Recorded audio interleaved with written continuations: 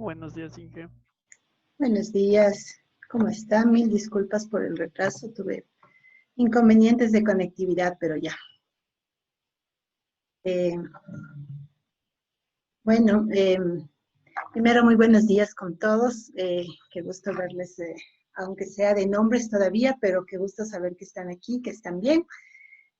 Hoy día vamos a trabajar en dos partes. En la primera parte vamos a reforzar un poco la teoría que leímos la semana pasada, porque ISO 25000 es una norma muy importante para nosotros, base para el proyecto y base para lo que actualmente se hace en temas de calidad de software. Entonces vale la pena que revisemos, que veamos qué dudas tuvieron ustedes al hacer el deber de esta semana y que tengan la oportunidad de complementarlo, de mejorarlo si es que ustedes consideran. Eso es la primera parte. Y en la segunda parte vamos ya a entrar en lo que es la aplicación práctica de nuestro curso a través de hacer una pequeña práctica con una de las herramientas que van a utilizar ustedes en el proyecto, que es el WAVE, y también vamos a ver ejemplos de cómo usar otra de las herramientas que vamos a utilizar, que es la herramienta de NASA, el TLX, el índice de carga de trabajo. Entonces, como hay bastante que recorrer y pues ya empezamos un poquito tarde por mi culpa, pues les voy a pedir que rápidamente, por favor, alcemos la mano para tomar la evidencia de la asistencia. Si me ayudan con sus manos electrónicas, gracias. Me falta Alex, Dani, Jefferson Narváez, Isaac Túquerres, Javier Gómez. Puedes alzar tu mano, por favor. Alex ya está, solo me falta Jefferson, Javier e Isaac. Gracias, Jefferson. Isaac. Isaac a la una, Isaac a las dos. Sí, profe, un momentito, es que en Linux está distinto y no me acuerdo dónde era. Se supone que si vas a participantes, ahí tienes la opción debajo en la esquina inferior derecha de alzar la mano. Ahí sí. Exacto, ¿viste? Que más allá del sistema operativo, la plataforma debería intentar ser estandarizada independientemente del ambiente. Si es que está bien hecha, ¿no? Esos son temas de usabilidad. Listo, muchísimas gracias. Ahora sí podemos bajar las manos y voy a empezar compartiéndoles pantalla de mi aula virtual. También me gustaría que ustedes ingresen también los que puedan y tengan buena conexión al aula virtual, ¿no? Entonces voy a entrar acá y voy a switcharme a modo de despliegue de estudiante para que se vea como ustedes lo ven. Entonces aquí estamos parados sobre el capítulo 2, por cierto, está ya subida también acá, capítulo 2, ahora sí, está subida también obviamente la última clase, la clase de la semana pasada, y esta misma tarde yo haré la masterización y la subida respectiva de la grabación de este momento. Así, de tal manera que para cualquier cosa ustedes pueden regresar sobre la grabación o los compañeros que no puedan estar aquí todo el tiempo por cualquier razón. Entonces, lo primero que les quería mostrar dentro de recursos como novedades de esta semana es este documento que se llama Problemáticas en la modalidad virtual. Lo voy a abrir acá. Si ustedes quieren, sería bueno que lo descarguen también en sus equipos. Este es un documento que el día domingo envió FEPON oficialmente a las autoridades de la escuela, ¿no? De rectoras, de vicerrectores y personal de consejo politécnico, etcétera, ¿no? Y jefes de departamento. Entonces, básicamente, para aquellos de ustedes que no lo hayan visto, este documento lo que hace es sumarizar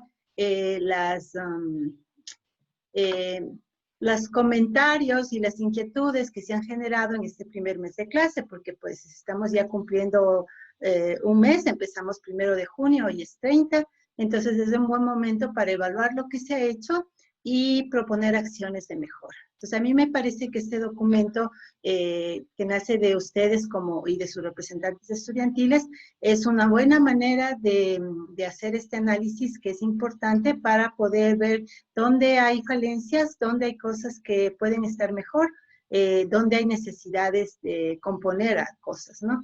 Entonces, no lo vamos a leer completo porque es largo, son como 8 páginas, pero sí hay cosas que me parecen bien interesantes de destacar, ¿no? Entonces, por ejemplo, el hecho de que hay que hacer adaptaciones pedagógicas y didácticas, dado la manera como estamos trabajando, ¿no? Definitivamente, y como nos consta, no es lo mismo encontrarnos en un aula presencial de clases que encontrarnos bajo esta modalidad virtual, bajo horarios, digamos, reducidos para no tener tanto problema de sincronicidad, etcétera, ¿no? Entonces, esto implica repensar la manera como se lleva adelante el proceso de enseñanza de mi lado y el proceso de aprendizaje del lado de ustedes. Entonces, este es un tema mutuo en realidad. Y en ambos lados tenemos que hacer las adaptaciones del caso, ¿no? Y obviamente las tenemos que hacer de una manera coordinada.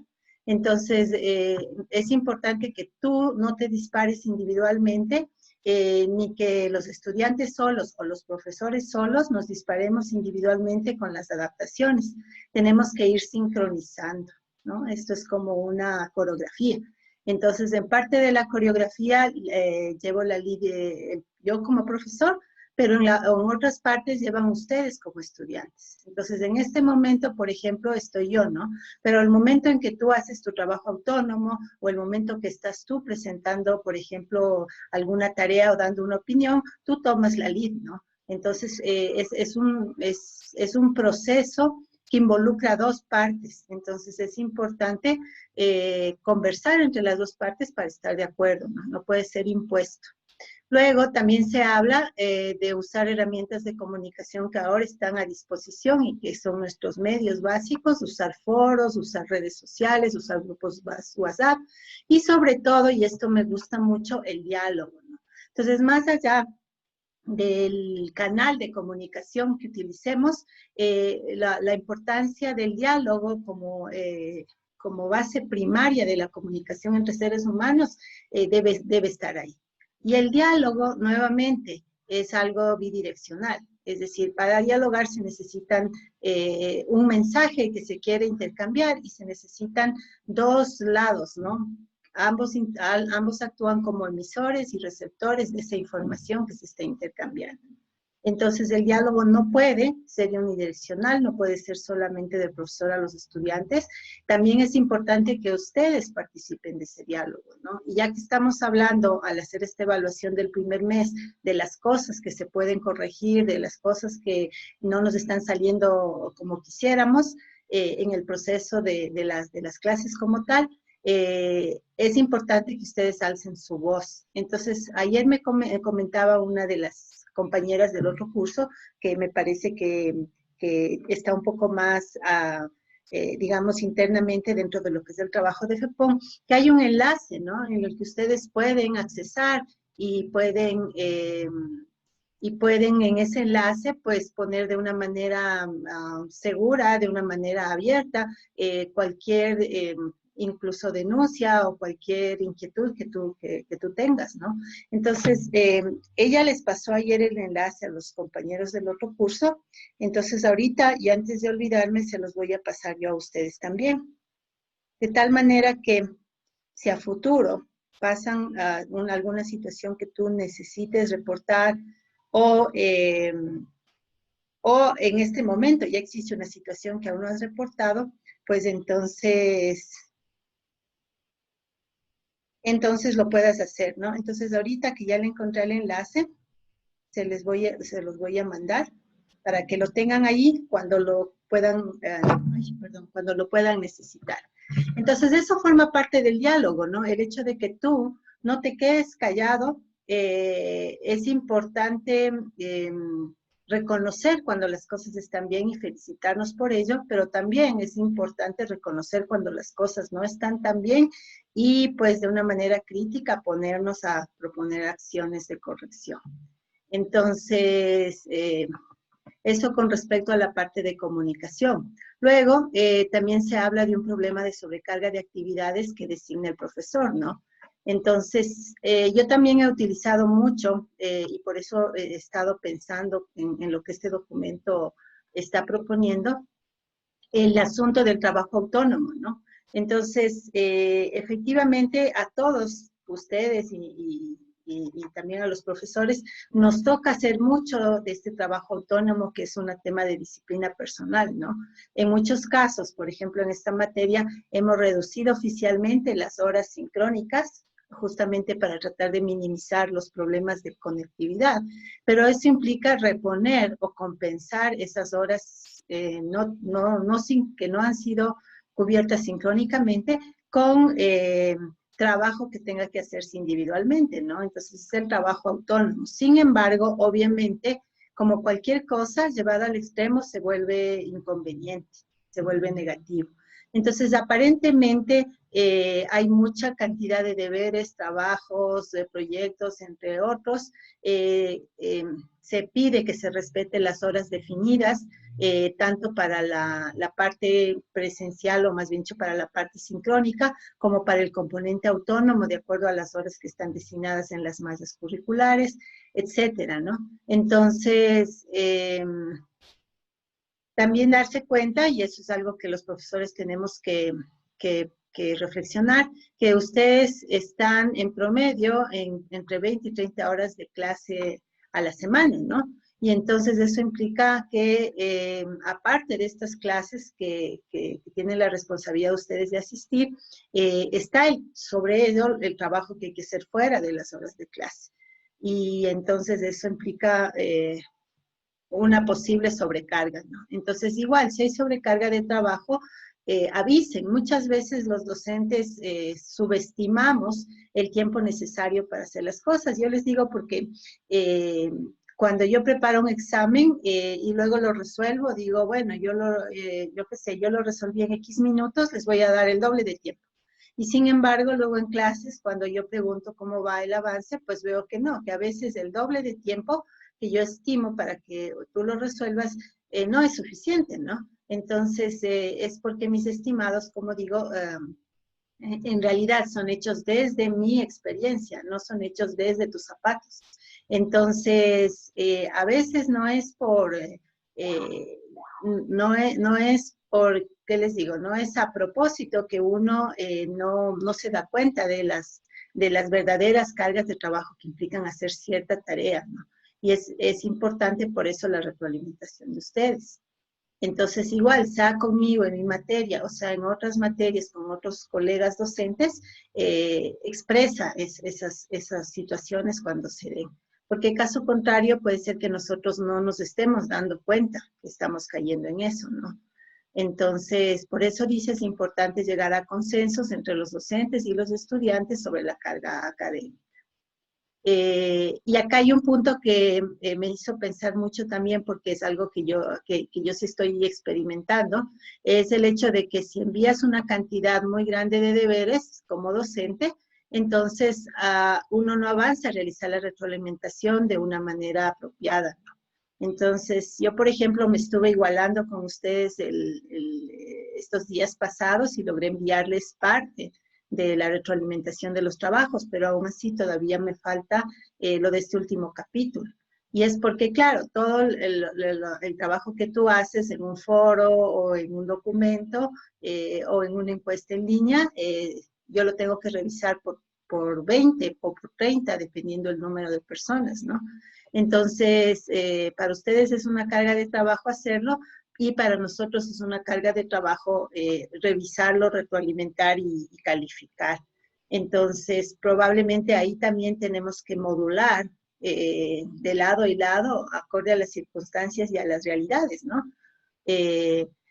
Entonces, pues se pide empatía, se pide sensibilidad, se pide flexibilidad de los profesores hacia los alumnos, y por ejemplo, se señala la necesidad de tener la posibilidad de compartir una comida con la familia, de compartir una conversación con la familia. Entonces, aparentemente se podría estar llegando a extremos en los cuales pues no está habiendo tiempo para comer, lo cual es totalmente en contra de tu calidad de vida y de tu salud, y de lo que queremos hacer estando en casa, que es justamente prevenir tener problemas de salud, ¿no? Y bueno, conversar con la familia, estar con la familia, descansar, son cosas también importantes y necesarias en la vida de toda persona. Entonces tiene que haber una posibilidad, un espacio de descanso, de familia, de alimentarse, etcétera, ¿no? Y eso probablemente no está dándose de manera adecuada y claro, la salud se va a ver afectada, ¿no? Y no solamente mental y emocional, sino también física. Entonces eso es bien importante. Y así continúa este documento con una serie de situaciones. Obviamente se habla también del hecho de que hay una en el plan emergente que sobre el cual estamos trabajando, hay un articulado que dice que en el caso de que alguno de ustedes no pueda conectarse a una clase por problemas de conectividad, es necesario que se consideren las alternativas, ¿no? Entonces, por ejemplo, una de las cosas que se establece es el tema de grabar las clases y ponerlas a disposición de ustedes. Otra cosa que se establece es que no puede haber rebajas de notas por temas de no asistencia, ¿no? Porque la no asistencia podría ser efectivamente no consentida o no deseada por el estudiante, sino pues provocada por factores externos, como me pasó ahorita a mí, ¿no? Que realmente pues no era mi intención atrasarme, pero pues no tenía modo de conectarme, entonces pues ya sale del alcance de la persona, ¿no? Entonces no es una cuestión de no querer, a veces es una cuestión de no poder. Entonces eso hay que tomar en cuenta. Otra cosa que está en vigencia es que ninguna nota de ustedes parcial puede sobrepasar el 35% del aporte a la nota final del bimestre, ¿no? Entonces eso también tiene que estar respetado por todos los profesores. En nuestro caso, pues recuerden, estamos trabajando 35% del proyecto, 35% sus tareas individuales y el 30% restante será el examen. Que por cierto, y dado todas estas cosas que están aquí reflejadas en este documento, no lo vamos a hacer sincrónico. También dice más abajito en algún lado que hay mucha ansiedad en algunos estudiantes que no tienen seguridad en cuanto a conectividad o acceso a dispositivos de conexión. En el tema de dar exámenes sincrónicos, ¿no? ¿Qué pasa si en medio del examen pierdo conectividad? Y cosas por el estilo. Entonces, para minimizar eso y para que ustedes puedan con tranquilidad hacer su evaluación como corresponde, en el día fijado lo que tendremos es la posibilidad de que ustedes ingresen cuando consideren el tiempo más seguro, accesen a su examen y lo realicen. Entonces, obviamente, pues partimos de un principio de responsabilidad individual con tu propio aprendizaje, con tu propia formación. Somos personas adultas y por lo tanto, pues yo considero que todos podemos autorregularnos y autodisciplinarnos para hacer las cosas de la mejor manera. Entonces, al menos en esta materia, pues el examen será algo que se cuelga en el aula virtual y cada uno accesará en el momento que mejor, que más apropiado sea para que lo realice, ¿no? Y pues habrá que ver mecanismos alternativos para aquellos que definitivamente no puedan tener una conexión para dar tu examen, ¿no? Por último, lo puedes escribir a mano y mandar una foto, no lo sé. Habrá que tener alternativas para cualquier excepción que haya, ¿no? Entonces, lo importante es no estresarnos más de lo que de por sí esta situación que es insalvable y de la cual nosotros no podemos hacer mucho, ¿no? Entonces hay que simplificar las cosas en medio de la complejidad. Eso es también una regla de diseño ingeniería. Y bueno, quería terminar mostrándoles que en este documento la representación de ustedes, la representación estudiantil, agradece pues por el compromiso, por tratar de salir adelante en esta eventualidad con lo que es la educación virtual emergente, el compromiso también de los docentes, obviamente, y sobre todo se pide acciones correctivas.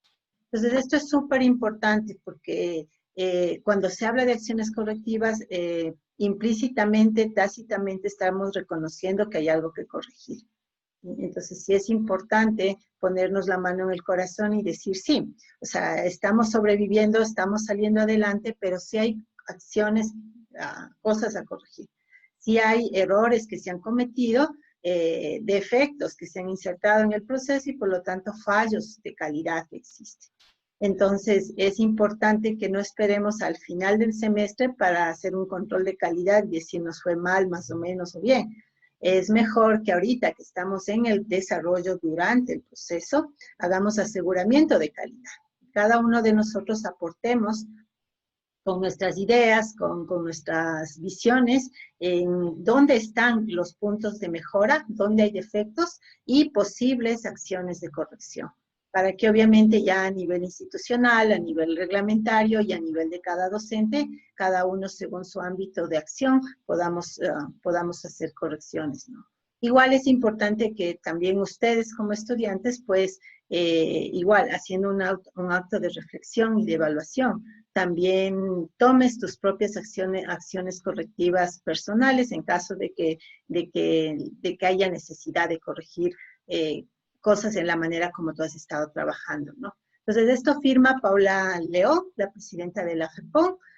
Como digo, yo sí quiero felicitar públicamente a la dirigencia estudiantil por haber hecho este trabajo de sistematizar las opiniones de los estudiantes y ponerlas a consideración de las autoridades. Entiendo yo que hoy se tratará este documento en Consejo Politécnico.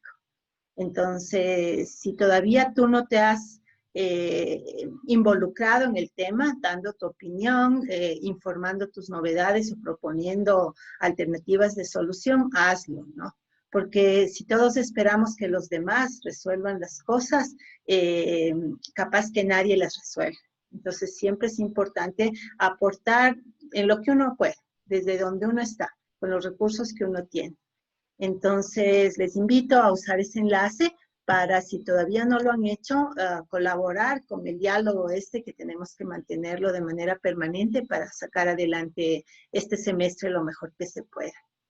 Entonces, quisiera escuchar si es que alguien tiene algún comentario, quiere añadir algo, o mejor aún, si ahorita tienen la posibilidad de retroalimentarme a mí con respecto a las dinámicas que tenemos en clase, pues este es el momento en que nos podemos dar un ratito para hacerlo. Byron Pawai, tienes la mano alzada, supongo que se te quedó de la lista, o si quieres hablar, pues tienes micrófono. Así se me quedó ahí, perdón. Ok, no hay problema. Entonces, retíralo, o te doy retirando. ¿Alguien que desea opinar o que nos pueda comentar algo adicional a lo que yo les he contado? Seguros que nadie quiere. Ok, Javier, por favor. El micrófono es tuyo. Profe, buenos días. Hola, buen día. Y más que nada sería tratar de una petición. Por Claro. ejemplo, a mí se me hace muy complicado subir los deberes del fin de semana. Más que nada porque a pesar de tener, por ejemplo, miércoles, jueves y viernes para realizar los deberes, como que siempre se nos queda para el último y tenemos el fin de semana para hacerlo. Sin embargo, en mi caso particular, como que tengo que trabajar esos días, aprovecho yo trabajando, entonces se me va el tiempo. Entonces, no sé si habría la posibilidad de ponerlo, aunque sea para el día lunes en la mañana, por ejemplo, para la clase asincrónica que tenemos. Entonces, eso sí ya me daría un poquito más de holgura, un poquito más de tiempo para terminar las tareas. Ese sería en mi carácter personal, ¿no? Chévere. Sí, y bueno, la idea es también normalizar las cosas para todos los que se puedan beneficiar, ¿no? Realmente sí, yo no tengo problema. La única cuestión, bajo mi lógica, es tener tiempo suficiente para, en el caso ideal, yo poder revisar sus tareas antes de la clase. Efectivamente, como nuestra clase es en martes a las 11, yo creo que podríamos poner como fecha tope de entrega de tareas hasta el lunes a las 2 de la tarde. De tal manera que yo me puedo agendar los lunes en la tarde y noche para intentar alcanzar a revisarles a todos y poder tenerles también comentarios de sus tareas el día martes que nos vemos. Así es que gracias, Javi, se acepta la propuesta y desde esta misma semana voy a configurar el aula para que ustedes puedan subir sin retrasos, o sea, sin amonestación por atrasos, las tareas hasta el lunes a las 2.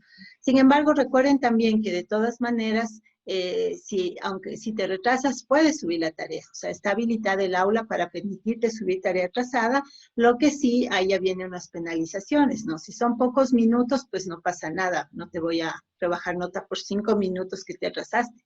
Pero si son horas o si son días, entonces, pues evidentemente ya tu nota no puede ser igual que las personas que sí se organizaron para cumplir su tarea a tiempo, ¿no? Entonces, esas dos cosas, la una, voy a aumentar el tiempo. De todas maneras, quienes están organizados hasta el domingo, pues no te afecten nada. Simplemente tú mantente en tu esquema y sigues subiendo tus tareas en domingo. Entonces, tú puedes tener tu propia fecha independientemente de la fecha oficial.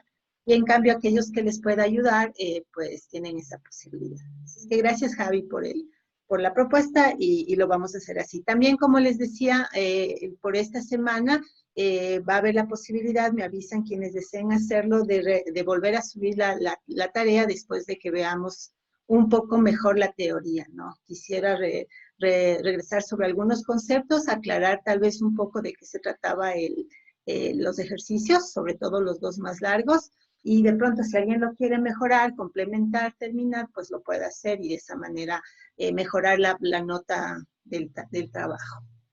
¿Ok? ¿Alguien más quisiera? Dale, André. Dime. Quería comentarle una cosa que me ocurrió. Subí una versión antigua, o sea, no una versión antigua, no me di cuenta que estaba con unas faltas ortográficas al momento en que le subí. Pero a lo que intenté cambiarle no podía, o no sé cómo cambiar porque no he usado esa cosa de Turnitin. Sí, el Turnitin, ajá. Ahí lo que hay que hacer, porque te puede pasar, ¿no? Después de subir te das cuenta que algo puedes mejorar y estás a tiempo, es avísenme, porque ahí lo que hemos descubierto con quienes les ha pasado esto es que la solución que tenemos es que yo borro la tarea para que aparezca otra vez como que no la has enviado nunca y la puedes volver a subir. Entonces, cuando les suceda eso, mándenme un mensajito, díganme, soy tal persona, por favor, deme eliminando o habilíteme para volver a subir la tarea. Porque como está enlazado a Moodle con Turnitin, aparentemente bloquea reenvíos, aunque yo le tengo configurado para que ustedes sí pudieran reemplazar. Pero pues como no deja, no queda más que el camino que les digo de eliminarla para que la puedas volver a subir. Entonces, la próxima avísame. ¿Puedo arreglar? Claro, ahorita de hecho, pero mandarásme un mensajito porque soy de bien mala memoria. Entonces, ya cuando termine la clase yo reviso mis mensajes y elimino tu tarea, la del capítulo de la semana pasada, me imagino, ¿no? Sí, es la parte 2. Ya, hija, muy bien, gracias. Ya, no hay problema. Igual con cualquiera de ustedes, cuando les pase eso, ya les digo, la idea siempre es buscar solucionar las cosas en lugar de entrar en estados de ansiedad. ¿Sí? Siempre hay que actuar con calma, ¿no? Cuando las cosas salen mal, es mejor estar en calma. Cuando las cosas salen bien, es mejor estar en calma también. Entonces, una actitud ecuánime te va a permitir estar mejor enfocado, mejor enfocada y poder llegar a soluciones de manera más rápida, ¿no? Y siempre es importante, eso es algo que yo he aprendido con los años y a la fuerza, pedir ayuda. Entonces, es un ejercicio de humildad también, reconocer que no necesariamente uno puede resolverlo todo solo y que a veces es mejor, es más sabio pedir la ayuda de alguien que te pueda echar una mano. En este caso, cuando se traten de temas de la materia y de tareas, pues están tus compañeros y estoy yo también y ahora está la jefa del proyecto de equipo, ¿no? Entonces, no te quedes con las cosas, no te sientas solo, sola, busca espacios en donde puedas buscar la ayuda, ¿no? Y recursos para complementar. Así que gracias, André, por sacar ese tema a colación. ¿Tal vez alguien más que quiera decir algo? Ok, entonces, bueno, con eso cumplimos el primer mes de clases. Y vamos ya a la recta final de este bimestre. Entonces, voy a volverles a compartir mi pantallita para ver, en este caso, déjenme ver, acá estamos. Lo siguiente que esté en el aula, ¿no? Entonces, rápidamente, nuevo en el aula, debajo de definición del proyecto, que por cierto está actualizado ya el documento con los nombres de los equipos, las jefes y los portales. Cuidado el equipo X-Force, porque hay 2 X-Force en este curso y en el curso de la tarde. Y cada uno tiene diferente portal y tiene diferente jefa. Entonces, Ustedes, como son de la mañana, son el X-Force 1 y el otro equipo pues es el 2. En todo caso, hoy vamos a abrir en la segunda parte estos documentos, un manual de uso de NASA, donde está un paso a paso de cómo hacer la parte de la herramienta TLX, un ejemplo de uso para tener ideas de cómo hacer el reporte o el informe y un ejemplo de uso de Wave. Entonces, aquí no he puesto manual porque vamos a hacer una pequeña práctica muy sencilla para aprender todos a usar Wave y a evaluar las páginas del portal utilizando esta herramienta. Entonces, eso lo vamos a ver luego. En cuanto a la tarea de esta semana, está acá. Es solamente una tarea individual, los ejercicios del texto capítulo 3, parte 3 y último. Entonces, esta semana terminamos de leer el capítulo 3. Entonces, dice leer desde la sección 3.3 hasta el final. No es muy largo, todo lo que resta el capítulo 3.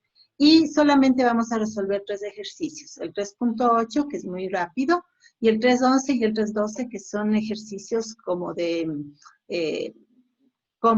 resumen de los conceptos. Un poco de repaso, si se quiere, de conceptos. Entonces, no está complicado el deber de esta semana, así es que, pues, no creo que les tome mucho tiempo hacerlo, definitivamente menos tiempo que los deberes de la semana pasada. Entonces, eso en cuanto a los ejercicios. Y empezar entonces haciendo el resumen que está acá. Me había saltado. Acá, antes de los enlaces, tenemos unas diapositivas que he subido para ustedes para que se les facilite el estudio para el examen de resumen de este capítulo. Entonces, las voy a abrir acá. Y pues si ustedes también quieren, las pueden abrir en su casa. Entonces, es un resumen de los principales puntos del capítulo 3 del aporte. Empiezo llamando a la atención de ustedes la definición del modelo de calidad. Entonces, de acuerdo al aporte, o más bien dicho, el aporte cita a la ISO 25000. Ahí, como ustedes leyeron, acordarnos que la 25000 no es una norma, es una familia de normas. Entonces, dentro de esta familia de normas hay varios miembros de la familia, varios parientes. Entonces, vamos a ver que el que más nos va a interesar para el proyecto es el 10, el 25010, que es la parte de la norma que describe el modelo de calidad.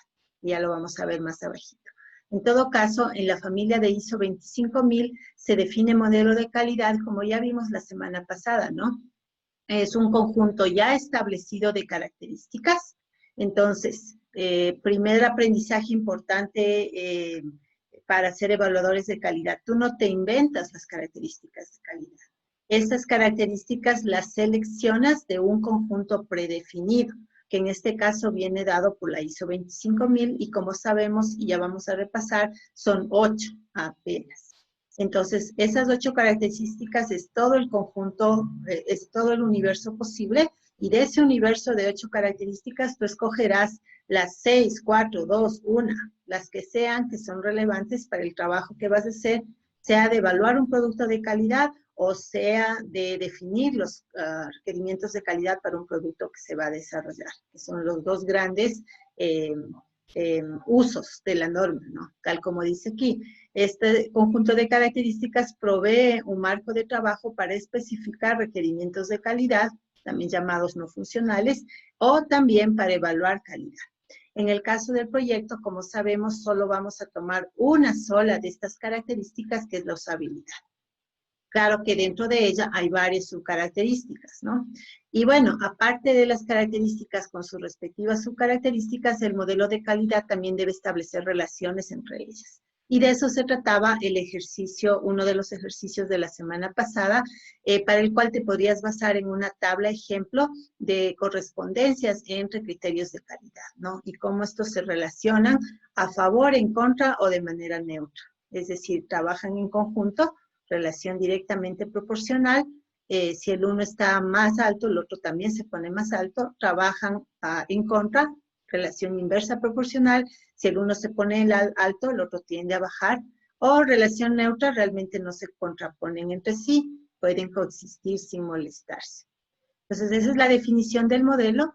Y este grafiquito que he sacado es uno de los gráficos del capítulo, nos permite recordar la estructura. Entonces, aquí tienes el modelo de calidad compuesto por N características de calidad, cada una de las cuales se compone por N subcaracterísticas de calidad.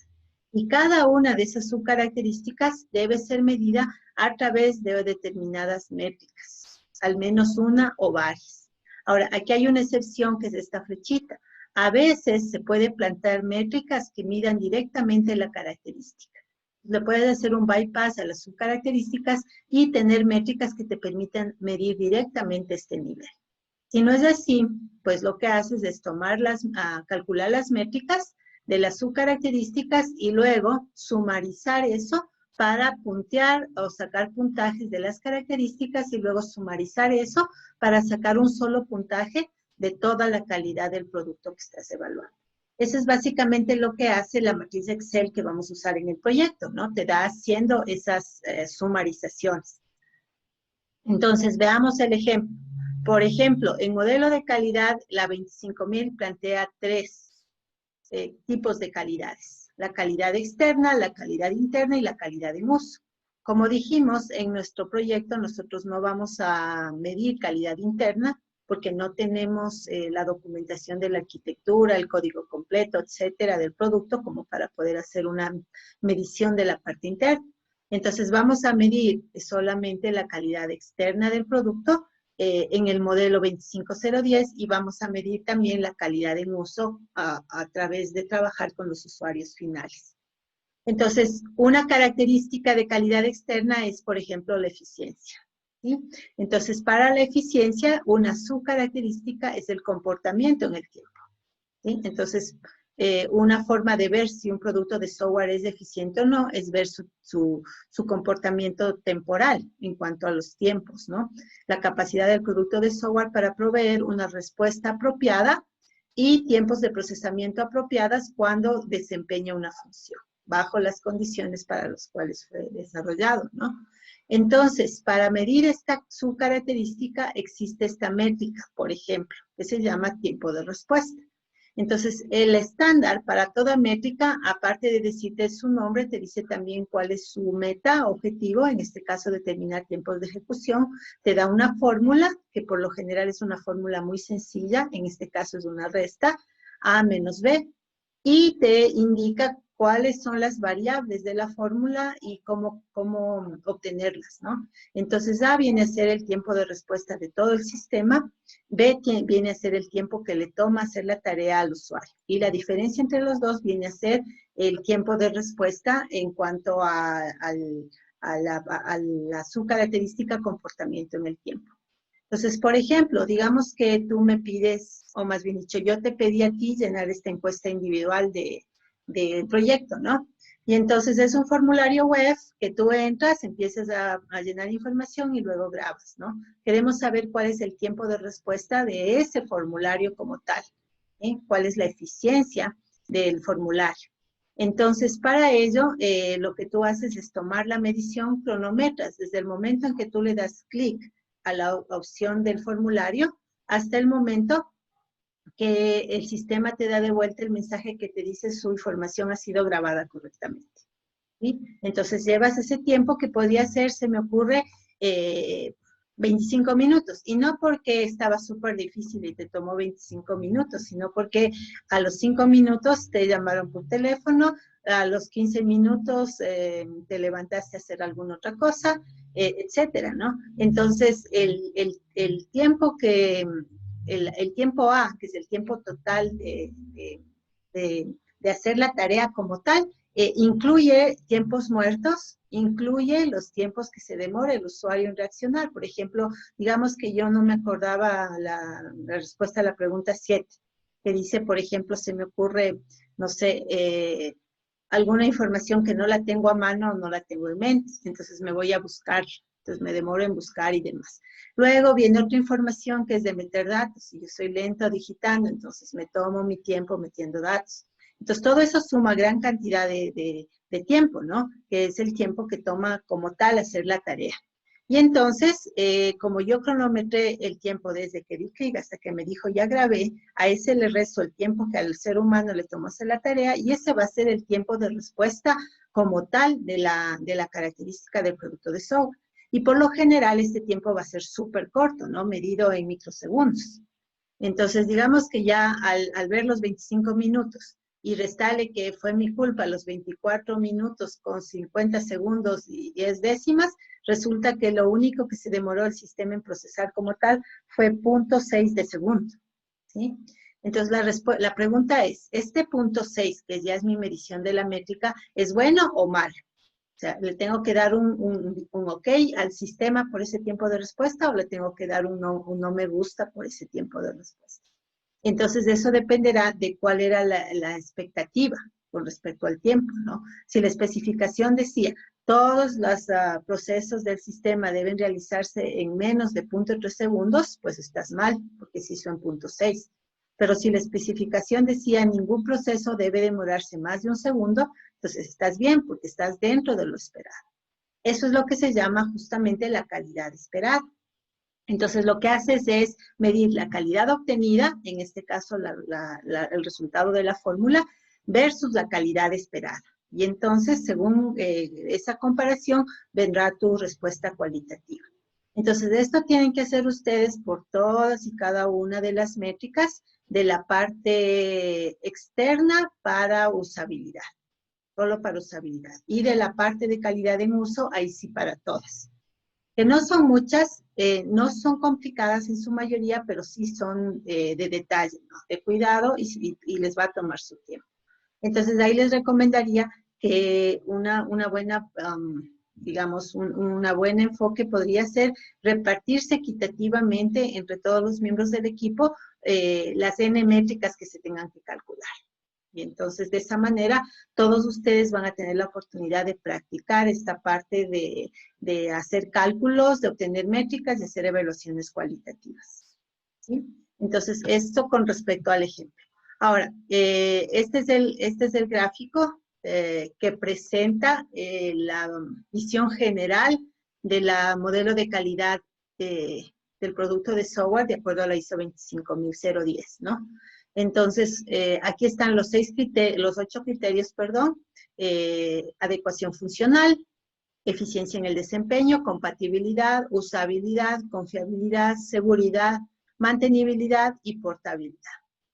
Por si acaso alguna vez en alguna entrevista de trabajo o prueba que les tomen a ustedes para un puesto relacionado a calidad, te pregunten cuál fue la diferencia o cuál es la diferencia entre la ISO 25010 y su predecesora, la 9126, pues ahí lo que hay es 2 criterios que se aumentan, ¿no? El uno es el criterio de compatibilidad, que es totalmente nuevo, no existía en la 9126, y nace justamente de la necesidad de trabajar sobre soluciones distribuidas, sobre soluciones en la nube, que necesitan tener un alto grado de coexistencia y de interoperabilidad. Es decir, convivir sin molestarse y no solamente eso, sino conversar entre ellas, interoperar, enviar y recibir información entre distintos tipos de aplicaciones. Entonces, a eso se refiere la compatibilidad. Y la segunda gran diferencia es la seguridad. La seguridad no es nueva, existía en la 9126, pero era de menor jerarquía. La seguridad, por alguna extraña razón, estaba definida como subcriterio de la funcionalidad, es decir, estaba acá abajo. Entonces, la funcionalidad que tiene como subcriterios, la completitud funcional, la correctitud funcional y si es apropiada o no la funcionalidad que tiene el producto, ¿no? Entonces, aparte de estos 3, estaba aquí la seguridad también, como otro subcriterio funcional. Con este asunto del Internet, de las necesidades de ciberseguridad, de las necesidades de privacidad de información, etcétera, hubo la presión de la vida en sí, de los usuarios, ¿no? De que la seguridad tenga mayor relevancia. Y por eso es que la ISO decide sacarla de acá y promoverla a criterio. Entonces le eleva a nivel de criterio y por lo tanto tiene la posibilidad de tener sus propios subcriterios. Entonces aquí están los criterios que les decía de funcionalidad. La completitud y la correctitud no son lo mismo, ¿no? No es lo mismo ser un software que tiene sus funciones, su funcionalidad completa, que ser un software que tiene su funcionalidad correcta. Porque la funcionalidad puede estar completa, pero no correcta, o puede estar correcta, pero no completa. Un ejemplo muy simple, si yo te mando a hacer una calculadora básica de 4 operaciones, y tú me traes de vuelta una calculadora de 3 operaciones, eso está incompleto, ¿no? Entonces ahí te está faltando una funcionalidad que es una de las operaciones que se quedó fuera, a pesar de que estaba en la especificación. Entonces ahí tendrías un X en completitud funcional y eso bajaría la calidad de la funcionalidad, por ende eso bajaría la calidad total del producto, por la falta de esa funcionalidad, ¿no? Ahora, es posible que tú vengas con el producto con las funciones completas. Entonces, pedí 4 operaciones básicas y me traes las 4, suma, resta, multiplica y divide. Pero resulta que yo hago una probita de multiplicación, 5 por 3 y me da 12. ¿Sí? Entonces, sí multiplica, pero multiplica mal. Entonces, ese es un problema de correctitud. ¿Sí? La correctitud obviamente no es tan burda como que se equivoque en una multiplicación, aunque casos se han visto, pero habla sobre todo de temas de exactitud, por ejemplo, de cifras decimales.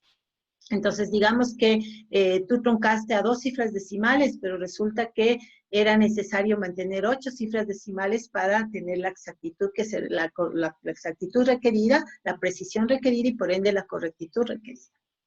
De hecho, uno de los fallos de software más sonados de la historia, que es del cohete, ay, se me fue ahorita, Ariane, del Ariane 5, se debió justamente a un error de redondeo. Entonces, el error de redondeo quitaba 0.00003 de segundo en cada vez que se hacía el cálculo, y cuando ese cálculo se replicó muchas veces, muchísimas veces, llegó a ser 1.3 de segundo. Cuando fue 1/3 de segundo de diferencia, entonces ya provocó un cálculo erróneo y por lo tanto provocó un desastre.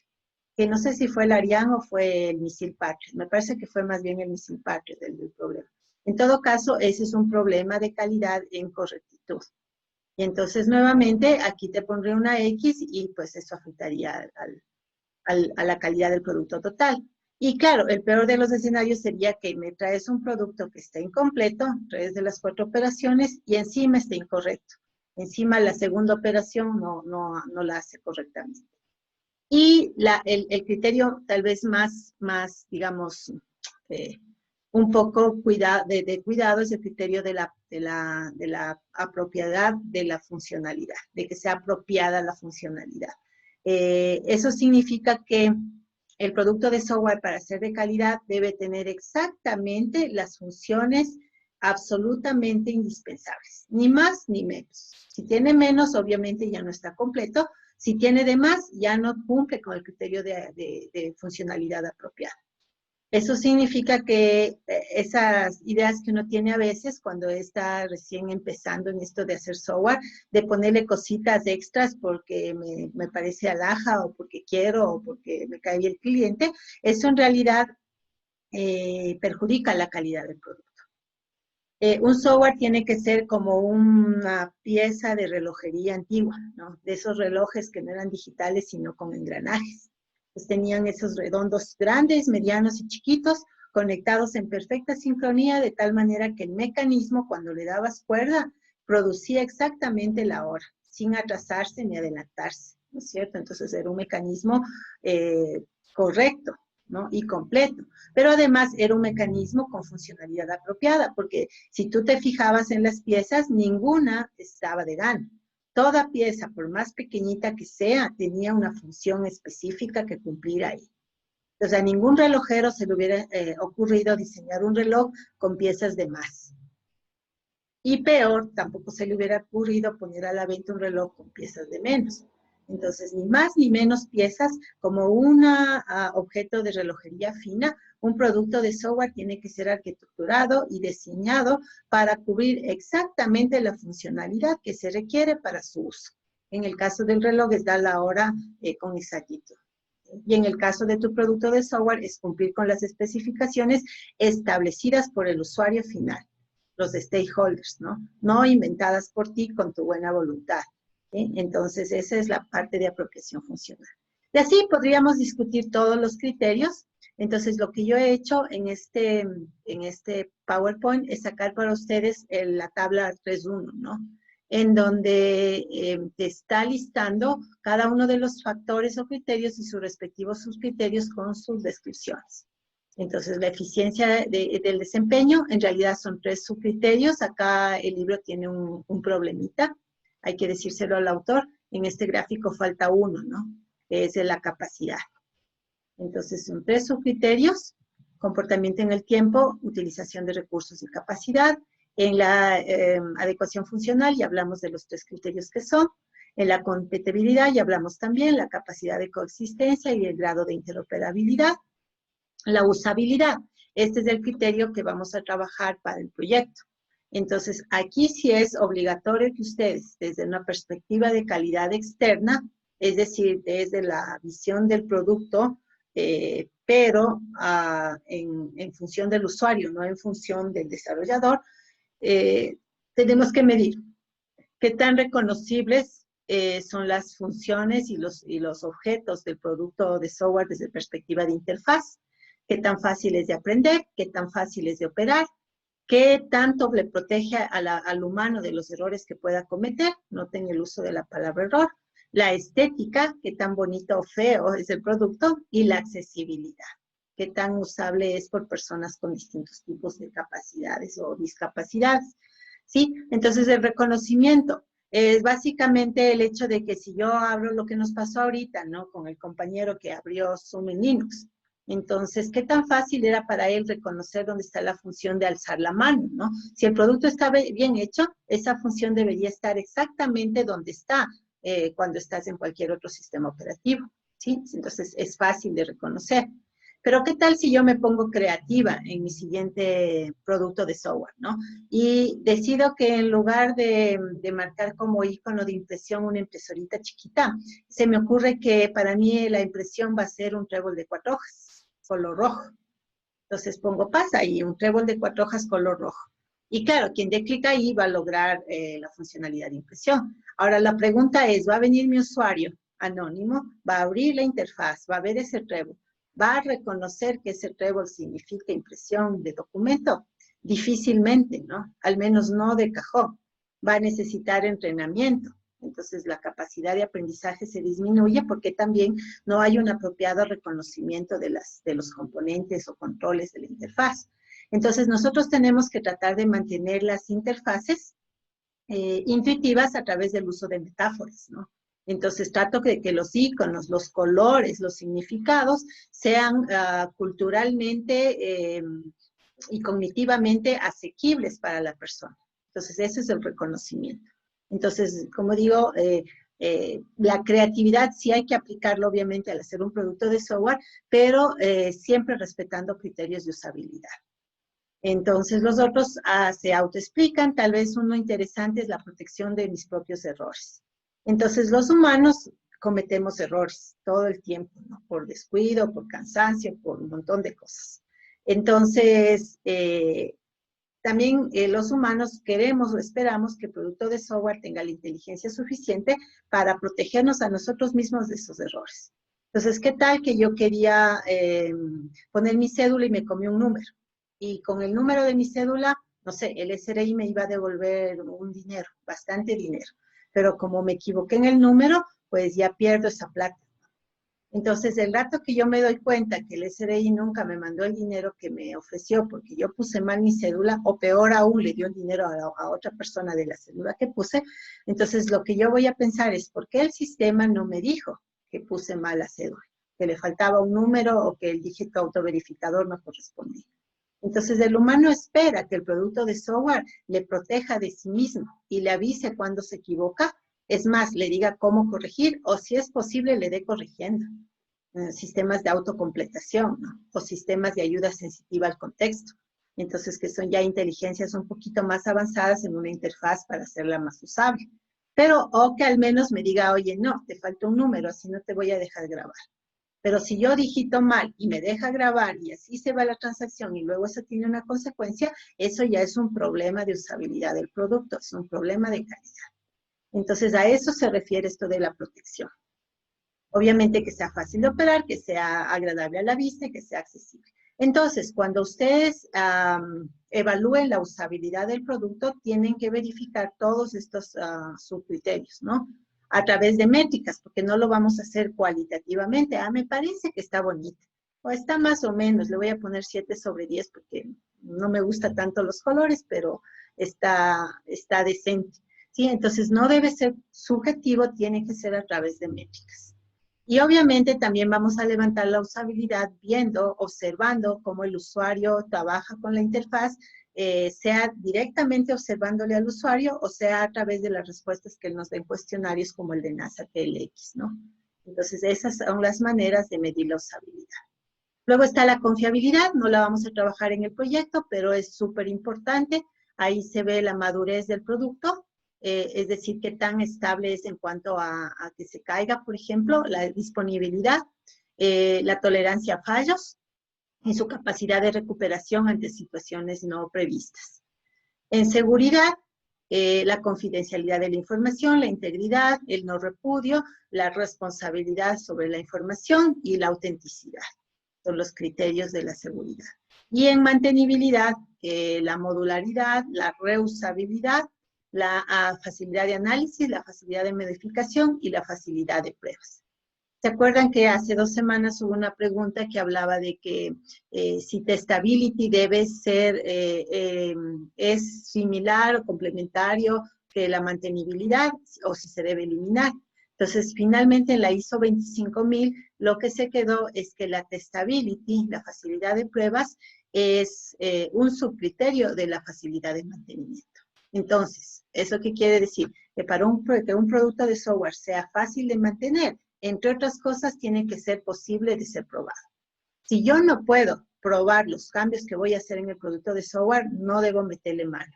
Por lo tanto, no se lo puede dar mantenimiento. ¿Sí? El mantenimiento es una de las cosas más costosas cuando la facilidad de mantenimiento tiene un nivel bajo de calidad. Por eso es que una de las cosas que buscan la gente que comercializa productos de software es que tengan alta mantenibilidad, para que una vez que tú vendas ese producto, el esfuerzo de soporte y mantenimiento que tengas que dar sobre el mismo sea mínimo posible. Entonces ahí va a rendirte más el precio que recibiste por la venta de ese producto, ¿no? Entonces esa es la mantenibilidad. Y por último está la portabilidad. 3 criterios. La adaptabilidad, que tan fácil el software se transporta en distintas plataformas de hardware y de software. La facilidad de instalación, que tan engorroso o sencillo es instalar este producto en algún ambiente nuevo. Y este que me gusta mucho, que es la facilidad de desinstalar, también llamado la reemplazabilidad. El grado en que un producto puede ser reemplazado por otro producto de software que tenga el mismo propósito dentro del mismo ambiente. Entonces me cansé del Zoom, ahora quiero usar el Teams. Entonces, ¿qué tan sencillo o complicado me resulta reemplazarle al Zoom por el Teams en mi ambiente sin que me dañe las otras cosas que tengo? Entonces, esos son los criterios básicamente. Entonces, ahí vamos a hacer un alto, porque una de las preguntas del examen consistía justamente en entender, dado una especificación funcional, cuáles de estos subcriterios no funcionales se empatan o se mapean con esa especificación funcional. Para ir creando al mismo tiempo que vas especificando funcionalidad, ir también especificando no funcionalidad o temas de calidad. Esa es la manera como vas a utilizar la norma para ir creando especificaciones en la parte no funcional. Entonces, antes de ir a las preguntas de esta primera parte, les quiero mostrar el primero de los enlaces. O más bien, les voy a mostrar los dos de una vez. Veamos. Entonces, un enlace que ya les había adelantado es este de acá. Me avisan si no se ve ya. Que es el portal ISO 25000. Este portal está por lo general siempre actualizado y está en español. Entonces, del portal ISO 25000, sobre esta pestaña, tú puedes entrar a la parte que dice ISO 25010, y aquí vas a encontrar lo mismo que acabamos de ver en el libro y en el resumen, pero traducido. Entonces, aquí está nuevamente el modelo de calidad de producto de software 25010, los 8 criterios de calidad y los respectivos subcriterios. Y para cada subcriterio su definición en español. Entonces, de pronto te puede resultar a ratos más sencillo consultar acá que consultar en el libro. Y la tercera fuente, obviamente, la más aconsejable en realidad, es directamente la norma. Entonces, yo les voy a colocar una carpeta en donde ustedes se van a poder bajar todos los documentos, texto completo de la norma como tal, en donde vas a encontrar obviamente nuevamente todo esto y las definiciones completas, pero sobre todo les va a interesar a ustedes los documentos donde están definidas las métricas. Entonces ahí te explica la métrica, su objetivo, la fórmula, las variables, cómo calcular. ¿Sí? Para todas y cada una de las métricas de la norma. Y de esas, pues ustedes verán las que necesitan para el proyecto. Entonces, otra cosa interesante en este portal es que publican algunas noticias importantes sobre temas de calidad. Ahorita está de moda el tema de calidad de datos, que no nos interesa en esta materia, aunque es muy importante obviamente en general, pero por acá más abajito tiene que haber algún rato, aquí está una noticia de calidad de producto, ¿no? Entonces, esta, por ejemplo, es la noticia de que este software Ecomitia, en su versión 2.0, obtuvo su certificado de calidad ISO IEC 25000. Entonces, fíjense, así es como se ve un certificado. Ojalá le pudiera ser más grandecito. Ahí está. Un certificado de conformidad. ¿Se acuerdan que dijimos que cuando un producto cumple con una norma, se dice que es conforme con esa norma? Entonces, este es un certificado de conformidad de la calidad del producto de software, utilizando la norma ISO 25000, y aquí, aunque está chiquitito, dice el criterio específico, adecuación funcional. Esta es la organización que está emitiendo el certificado, es AENOR, la Asociación Española de Normalización, equivalente a nuestro INE, al Instituto Ecuatoriano de Normalización.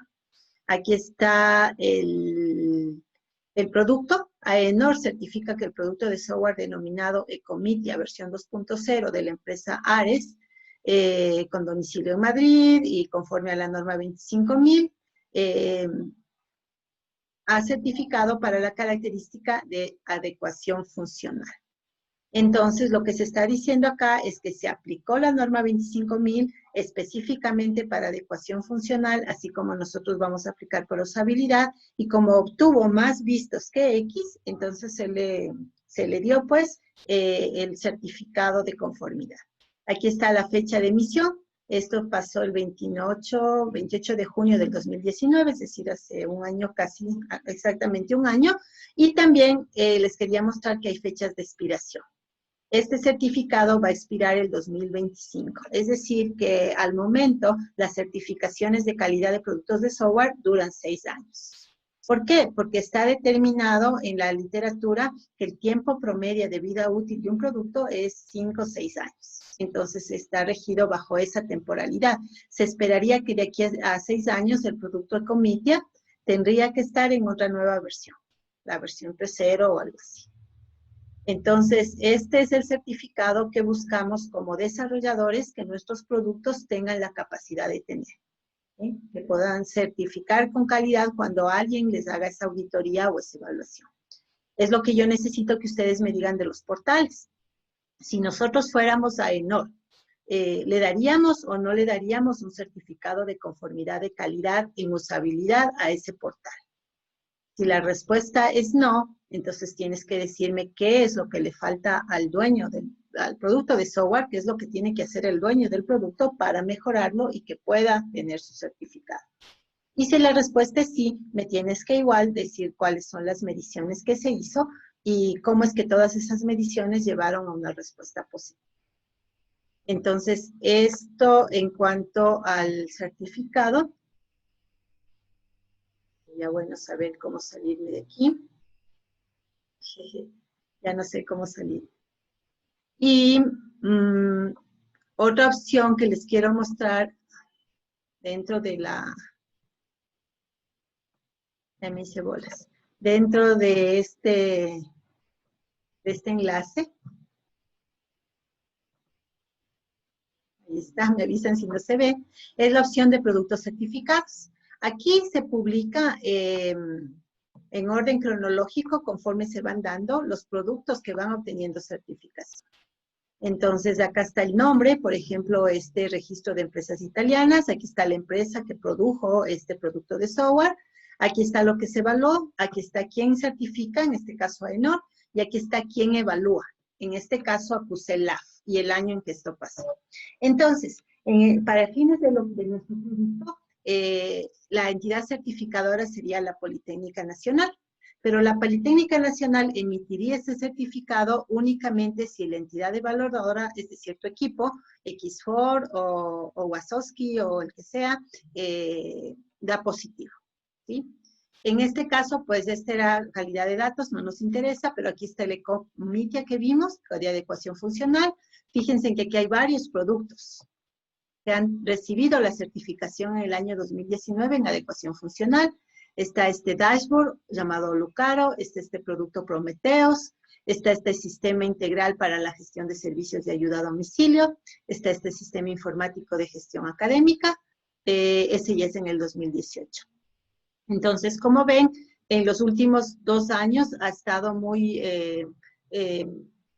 movido el tema de evaluaciones de adecuación funcional. ¿Esto por qué? Porque lo primero que el cliente piensa para comprarte o no un producto, o para comprarte a ti y no la competencia del producto, es que el producto cumpla con la funcionalidad que él requiere. Entonces, la adecuación funcional es desde la perspectiva del usuario final como el criterio de calidad más obvio. Entonces, por eso se empieza por aquel.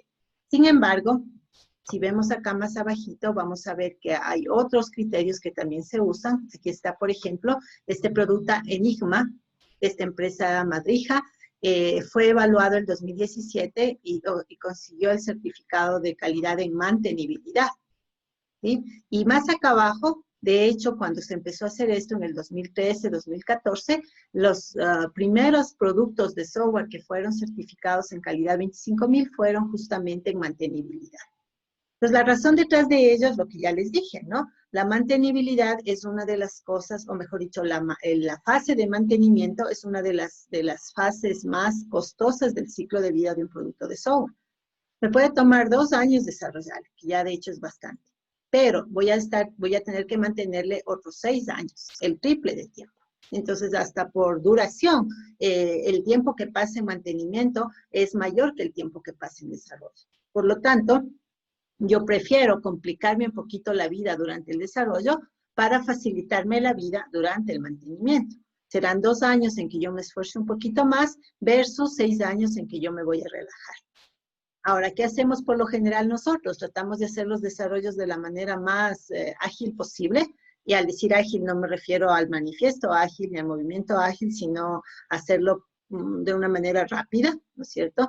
Y librarnos pronto de un desarrollo sin darnos cuenta que luego nos vamos a quedar atrapados con el producto durante todo su tiempo de vida útil para dar soporte, hacer mantenimiento y aguantar las quejas del cliente cada vez que hay fallos, ¿no? Por todos los defectos que se quedó. Entonces, la mantenibilidad es uno de los que más dinero nos va a generar. Cuando hay una alta mantenibilidad, bajan los costos durante la etapa de operación y mantenimiento hasta el retiro, y por lo tanto yo puedo disfrutar mejor de las ganancias que tuve. Entonces, acreditar en adecuación funcional me ayuda a posicionar el producto, es decir, a lograr que alguien me lo compre. Y acreditarlo en mantenibilidad me asegura que al ser un producto de alta mantenibilidad, de buena calidad en mi mantenimiento, yo no voy a tener que gastar demasiado en corregir cosas ni en dar soporte al usuario. Ni van a haber pérdidas mayores por culpa de fallos de ese producto. Entonces, eso es cómo funciona el asunto. Aquí tienen ustedes algunas otras cosas importantes. Por ejemplo, en esta parte de evaluación, ustedes pueden ver cómo funciona el ecosistema total de evaluaciones de calidad, cuál es el proceso que se debe seguir. Y la otra pestaña que les quería mostrar, si es que esto se regresa, ya no se regresó, veamos si acá se regresa a donde yo quiero, ya se regresó, es la pestaña de,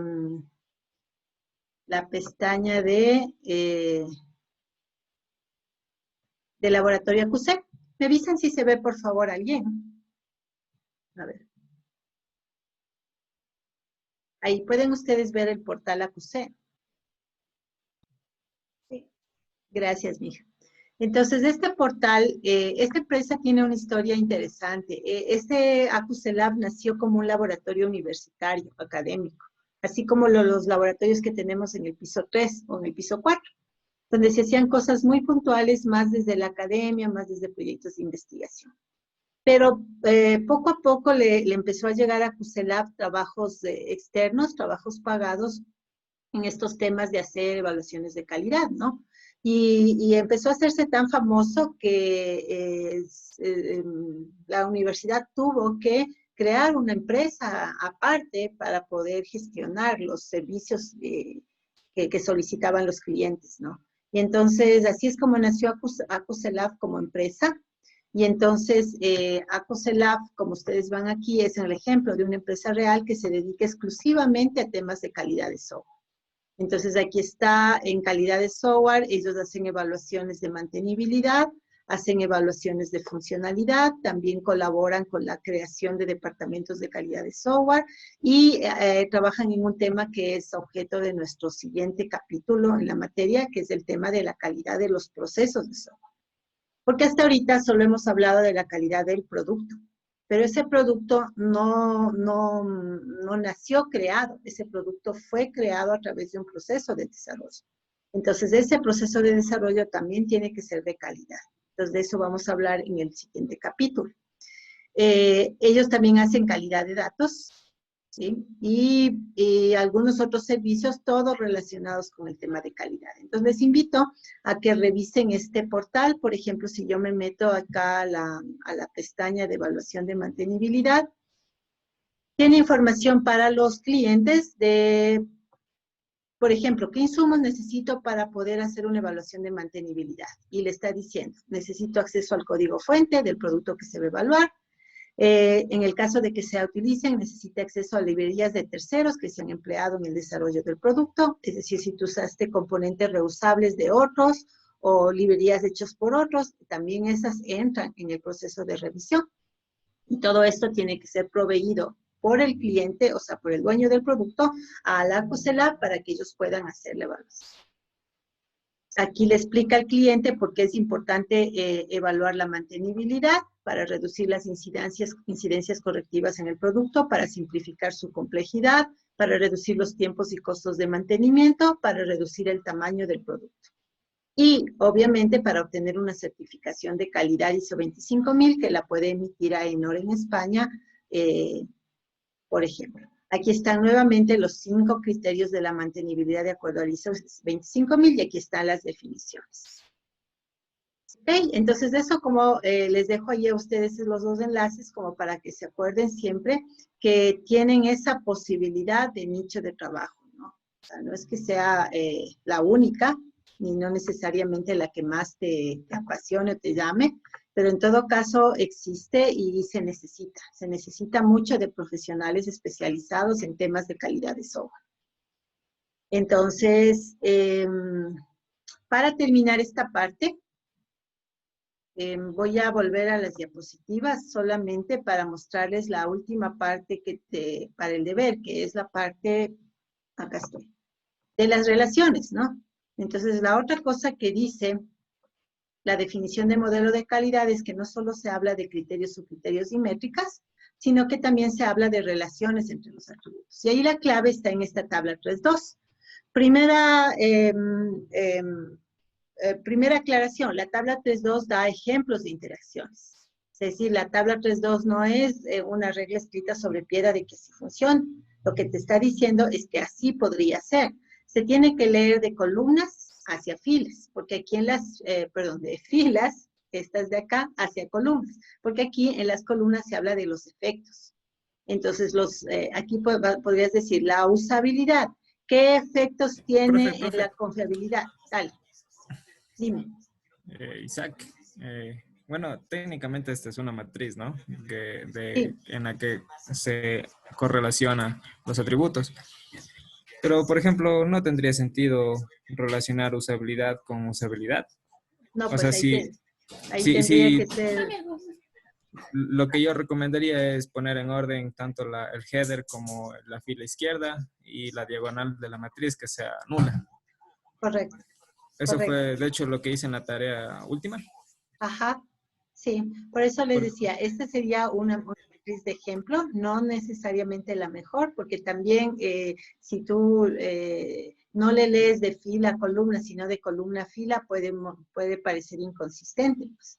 Porque si yo voy de usabilidad a eficiencia, debería ser lo mismo que ir de usabilidad a eficiencia. Entonces, sí, no es la mejor matriz, pero es una propuesta de cómo hacer digamos, la relación entre los atributos de un producto específico. Porque lo que tú tienes que hacer es construir este tipo de matrices para el producto que tengas a mano, sea que lo estés recién desarrollando o sea que lo estés evaluando. Entonces aquí pondrías no todos los atributos, sino solo aquellos que van a ser relevantes para el producto, ¿no? Digamos usabilidad, seguridad y mantenibilidad, solamente esos tres. Y entonces luego, con el producto específico a mano, es en donde yo determino si hay una incidencia positiva, negativa o neutra entre ellos, ¿no? De la usabilidad hacia la seguridad, de la usabilidad hacia la mantenibilidad, que es lo que te pedía el ejercicio. Entonces, obviamente hay que hacer un análisis uno a uno y dependiendo del producto. Entonces, por eso dice aquí solamente te están dando ejemplos de posibles interacciones entre atributos de calidad. En este caso han tomado los completos, ¿no? Los 2, 4, 6, los 8 atributos completos para verificarlos entre sí. Y fíjate esto de acá, ¿no? Esto de acá significaría que a veces te puede resultar a favor, a veces te puede resultar en contra, dependiendo de cómo hagas la implementación. Es decir, que si yo tengo una solución suficientemente inteligente, yo podría arquitecturar el sistema de tal manera que al aumentarle la usabilidad, también le aumento la eficiencia, que es lo que me estaría diciendo el más de acá. Pero si yo no hago bien las cosas, yo podría provocar que al aumentarle la usabilidad, yo disminuya la eficiencia. Entonces, la pregunta es, en el producto que estás evaluando, tal como está la arquitectura, tal como está codificado, tal como son sus datos, ¿la usabilidad afecta a la eficiencia a favor, en contra o no le afecta?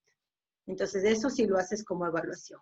Y si lo haces como levantamiento de requerimientos, en este producto vamos a querer usabilidad y eficiencia. ¿Sí? Entonces, ¿cuál de las dos va a primar? Si yo voy a tener más usabilidad, ¿puedo sacrificar eficiencia, sí o no? Entonces, esas decisiones de esos sacrificios, entre comillas, no las debes hacer tú solito. O sea, no las debemos hacer los desarrolladores. Las tenemos que preguntar, explicarlas y sacarle la respuesta al cliente. Él es el que tiene que finalmente decir si es verdad. Entre usabilidad y eficiencia, yo realmente prefiero la eficiencia, aunque sea un poquito menos usable, pero que sea rápido. Entonces, si eso es lo que el cliente quiere, eso es lo que tú expresas en la matriz de relación. ¿Sí? Y eso es lo que luego vas a evaluar si efectivamente está pasando o no en el producto una vez que esté desarrollado. Entonces, en ese sentido va el uso de las relaciones. Y siempre dándote cuenta que los criterios no actúan aisladamente, que muchos de ellos tienen cola y perjudican o al contrario ayudan a otros criterios. Entonces, a la luz de eso, quisiera que aquellos de ustedes que consideren necesario vuelvan a revisar su tarea y si quieran lo vuelvan a hacer. Me avisan por el teléfono, por el mensaje, por el WhatsApp y yo les borro la tarea que enviaron para que puedan subir. Hasta el próximo, en este caso lunes a las 2, que ya cambiamos la fecha. Porque no me interesa correr, me interesa que tengas tiempo para ir procesando las cosas y para ir teniendo criterios. Entonces, sí, gracias por la intervención. Voy a cerrar esto de acá ahorita, sí, porque de ahí ya solamente tengo ya la referencia y nada más. Entonces, efectivamente, tú podías proponer, Isaac, y cualquiera de ustedes una matriz mejorada, y la mejora podría ser una simplificación, ¿no? Porque a veces, o mejor dicho, casi siempre, los diseños más sencillos son los mejores. Entonces podría simplificar la matriz para que sea más fácil de entender, más fácil de usar, para que te permita expresar de mejor manera las relaciones. Incluso en el ejercicio te pedía otra nomenclatura, ¿no? Que me parece que era conforme, no recuerdo. Bueno, habría que volver a leer el enunciado del ejercicio y siempre está abierta la posibilidad de que tú innoves dentro de lo que el ejercicio pide, de acuerdo a tu propia visión de cómo debería ser la solución del problema, ¿no? Preguntas hasta ahí, porque ya se nos fue el tiempo. Bueno, se me fue el tiempo más bien. He hablado mucho hoy. ¿Alguna pregunta con respecto a la teoría del capítulo hasta aquí? Ok, entonces les queda de tarea leerse la última parte del capítulo y hacer esos 3 ejercicios que están relativamente sencillos. Y si quieren, mejorar los ejercicios anteriores. Entonces, ahora sí, voy a ir con la segunda parte de nuestra clase de hoy. Hoy día les voy a quedar debiendo la parte de meditación porque necesitamos avanzar con el proyecto. Y por eso es que quiero en esta segunda parte, en esta última media horita que tenemos, un poquito menos de hecho, hablar de estos documentos que les va a ser útiles a ustedes para trabajar 2 de las especificaciones del proyecto. Recuerden que el proyecto tiene definidas, no recuerdo si son 10 o 12 especificaciones, todas ellas tienen que estar cumplidas.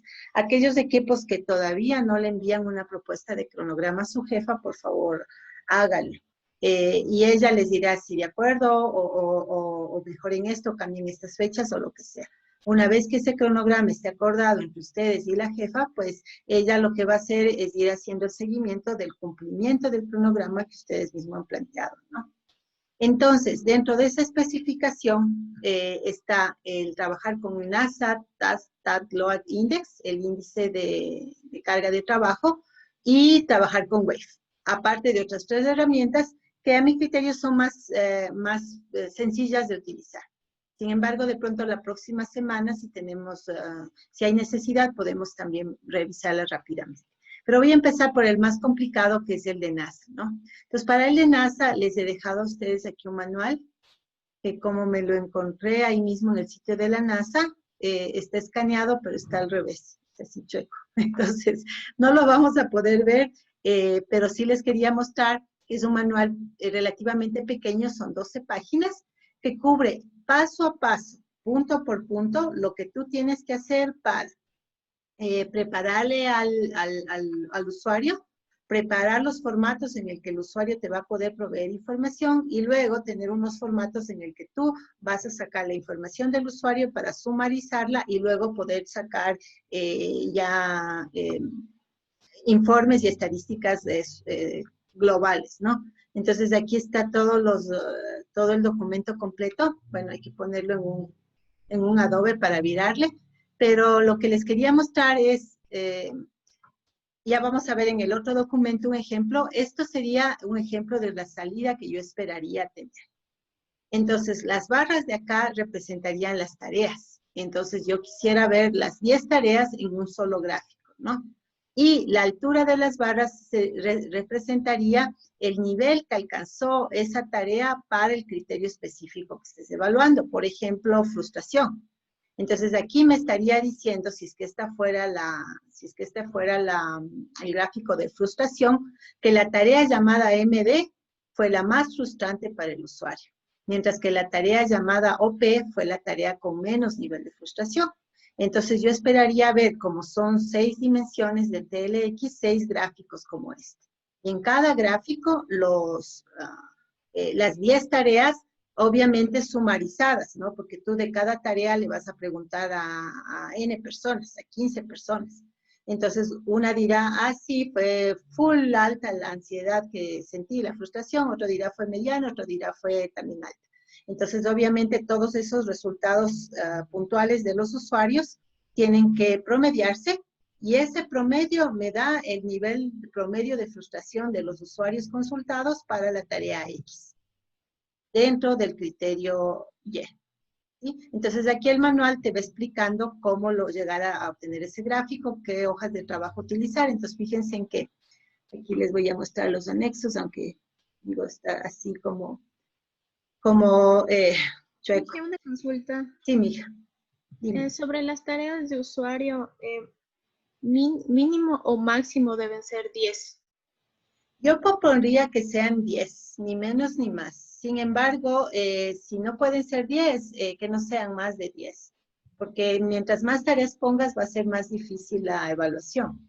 Entonces, digamos que lo recomendable es 10, pero si tú no encuentras que tu portal tenga 10 tareas importantes y no solamente 6, se puede justificar eso con la jefa. Sin embargo, yo sí pensaría que todos los portales tienen suficiente funcionalidad como para encontrar al menos 10 tareas importantes. Entonces, si encontramos más de 10, escoge las más importantes. Importantes. Sí, porque no quiero que se llenen de data que calcular. O sea, 10 el tope. 10 lo preferible. Por excepción podrían ser menos, pero no más. Esa sería la respuesta. Entonces, aquí están los gráficos en papel que tú le podrías pasar al usuario, en todo caso, para que los llene a mano, si fuera del caso, si viviera contigo, por ejemplo, o podrías replicarlos, ¿no? O podrías usar el enlace donde vimos que también aquí se podría dar un clic y poner. Lo interesante es que después de estas, que son los que el usuario llena, están estas, que son las que tú vas a llenar, tomando en cuenta los pesos y todas las otras variables, y te da también aquí las fórmulas de cómo debes ir calculando las cosas. Entonces, con un poquito de paciencia, uno de ustedes se puede leer este documento y ya tener claro cómo se van a hacer los cálculos para obtener ese gráfico que les mostré. Entonces, les quiero mostrar un documento completo de un estudio hecho con NASA TLX, que es este ejemplo de acá. Entonces, este fue una evaluación de usabilidad que se hizo con NASA TLX para medir la carga cognitiva de usuarios que eran pacientes. Y estos pacientes tenían que usar unas interfaces para meter sus datos de historia clínica. Entonces, aquí se relata toda la historia del caso. Por ejemplo, aquí se ve el setting, ¿no? El procedimiento de pruebas, cómo involucra a la persona, que en nuestro caso sería la persona de la tercera edad, sentada frente, en nuestro caso, al portal. Aquí estarías tú o alguno de ustedes, que es en realidad, como ustedes ven, quien manipula los documentos. Entonces, tú en realidad tratas de evitar que la persona tenga que complicarse la vida entendiendo cómo y dónde llenar, sino que tú estás al lado, vas observando, le vas preguntando y tú vas llenando. Es lo que se recomienda, ¿no? Entonces, aquí está nuevamente un resumen de cuáles son los 6 criterios de NASA TLX, ¿no? Demanda mental, demanda física, demanda en tiempo, desempeño, esfuerzo y frustración. Entonces, serán 6 gráficos, uno por cada uno de estos. No me interesa un gráfico resumido, porque no le veo yo mucho sentido a juntar el tiempo que se demoró con la demanda mental que le tomó. ¿Sí? Entonces, prefiero verlos por separado, porque eso nos va a permitir entender mejor cómo le va al usuario con el producto y, por ende, tener más posibilidades de identificar mejoras que se pueden hacer en el portal. Tomando en cuenta que estos portales, ninguno ha sido hecho pensando en usuarios de la tercera edad. Ha sido hecho simplemente en general, pensando en que todos los usuarios son estándares o son promedio, o son, entre comillas, normales, cuando en realidad no existe tal criterio de usuario normal. Entonces, que como no fueron pensados nunca para personas de tercera edad, seguramente las personas de tercera edad van a encontrar más dificultades que lo que encontrarían otros tipos de usuarios. Entonces, por eso quiero verlas por separado. Entonces, otra cosa que ustedes tienen que poner en el informe es una tabla o un gráfico que tenga esta información, la etnográfica, ¿no? Cuántas personas de los que nos ayudaron eran hombres, cuántas mujeres, en qué edad estaban, cuántas horas al día se dedican a estar frente a un computador, etcétera, ¿no? Entonces, lo podrías hacer, como digo, en tablas o en gráficos. Lo que yo sí recomendaría es que, a diferencia de este paper, no se haga con los números, sino con los porcentajes. ¿A qué me refiero? Aquí se usaron 12 pacientes, 12 usuarios. 6 fueron hombres, 6 fueron mujeres. Pero yo lo que hubiera puesto es en porcentaje, es decir, el 50% de los participantes fueron mujeres, el 50% fueron hombres, porque lo que me interesa es las proporciones. Por ejemplo, en horas de uso a la semana, ¿sí? Entonces, el 30% usa más de 4 horas. El 40% usa de 2 a 4 horas y el resto usa menos de 2 horas. Y luego la relación, tal vez podrías hacer análisis del tipo, las personas que pasan más horas frente a una computadora sintieron más o menos frustración que las personas que pasan menos horas. Entonces, ya una vez que tienes los datos, tú puedes empezar a jugar creativamente con la información para ir encontrando nuevos hallazgos que se llaman, ¿no? Y esos nuevos hallazgos te van a llevar a otras ideas de mejora de calidad. Entonces, claro, el NASA TLX te marca un procedimiento, pero tú, una vez que cumples el procedimiento, trata de sacarle el mayor provecho posible a los datos que te da la herramienta. Y lo mismo con las otras herramientas. Entonces, finalmente el grafiquito, en la versión de acá, es este grafiquito que está presentado como estadístico, es decir, con máximos, mínimos y medianas. Entonces, si usas una herramienta o un gráfico estadístico de Excel, te va a salir de este formato. Nuevamente, aquí lo que tendrías son las tareas, 10 o menos, máximo 10, ¿no es cierto? Y aquí lo que tienes es más alto, mayor número resultó, ¿no es cierto? Por ejemplo, en demanda de tiempo. Entonces, la tarea que más le tomó tiempo a los usuarios en promedio fue esta, la tarea de establecer las medicaciones que toman. Y la tarea que menos tiempo le tomó, la que tenga la barra más chiquita, fue esta, por ejemplo, no, esta de acá, que dice que fue definir las alergias. ¿Sí? Entonces, aparentemente, acordarte y escribir tus alergias es mucho más rápido en tiempo, al menos en esa interfaz, que acordarte y definir las medicaciones que tomas. Eso es lo que me estaría diciendo este gráfico con respecto a las tareas que les pidieron a los usuarios para el tema de tiempo. ¿Sí? Entonces, y este es, por ejemplo, aunque no se ve muy bien, una captura de la interfaz. Entonces, también en el informe es importante que ustedes incluyan las capturas donde se vea que el usuario tuvo que estar, o sea, las interfaces que el usuario tuvo que trabajar para cumplir con la tarea. Entonces, si por ejemplo la tarea era loguearse en el sistema, entonces la captura de la pantalla de login, y así sucesivamente, ¿no? Entonces, de pronto este paper les va a dar algunas ideas de cómo presentar el informe. Aquí está otra tarea. Ya cosas específicas del informe, como el formato que va y que no va, qué tamaño debe tener, lo tienen cada equipo que consensuar con su jefa de proyecto. ¿Sí? Entonces, eso con respecto a este. Y ahora sí, tenemos apenas el tiempo para hacer la mini práctica del web. Primero les voy a mostrar el ejemplo. Entonces, asimismo, estuve buscando para ustedes una investigación, un trabajo realizado exclusivamente, bueno, usando varias cosas, entre ellas el web, ¿no? Este es nuevo, es de este año, del año 2020, y fue hecho aquí en Ecuador. Lo que hace es una evaluación de la accesibilidad web de los institutos de educación superior. Y ahí están los autores. Entonces, aquí me gustó mucho la parte en la cual se describe el proceso. Bueno, primero, antes de eso, como yo les había dicho la semana pasada, para esta parte de la accesibilidad, la norma que vamos a utilizar es la norma ISO 40500, también conocida como la norma WCAG. Entonces, tiene dos nombres porque empezó siendo una norma creada por el consorcio W3C y el consorcio W3C le bautizó WCAG. Pero luego se volvió tan utilizada que la ISO también tuvo interés y decidió volver la norma. Y entonces cuando la ISO le volvió norma, le bautizó 40500, pero es básicamente la misma, ¿no? Entonces esta norma tiene 4 principios, cada principio tiene sus pautas, en total son 13 pautas y son 78 criterios de conformidad. Entonces, estos 78 criterios de conformidad son los que Wave te mide automáticamente. Entonces, aquí ustedes no van a tener que hacer ni trabajo manual de ustedes, ni trabajo manual de usuarios. Lo único que vas a tener que hacer es correr la herramienta y ver lo que la herramienta te bota. Ya vamos a hacer eso ahorita. Pero yo quiero que esos resultados ustedes los reporten por los 4 principios. Entonces, que yo pueda ver cómo se comportó el portal para cada uno de estos 4 principios. ¿Cuáles son? Como dice acá abajo en esta tabla 1, el primer principio es el principio de la percepción.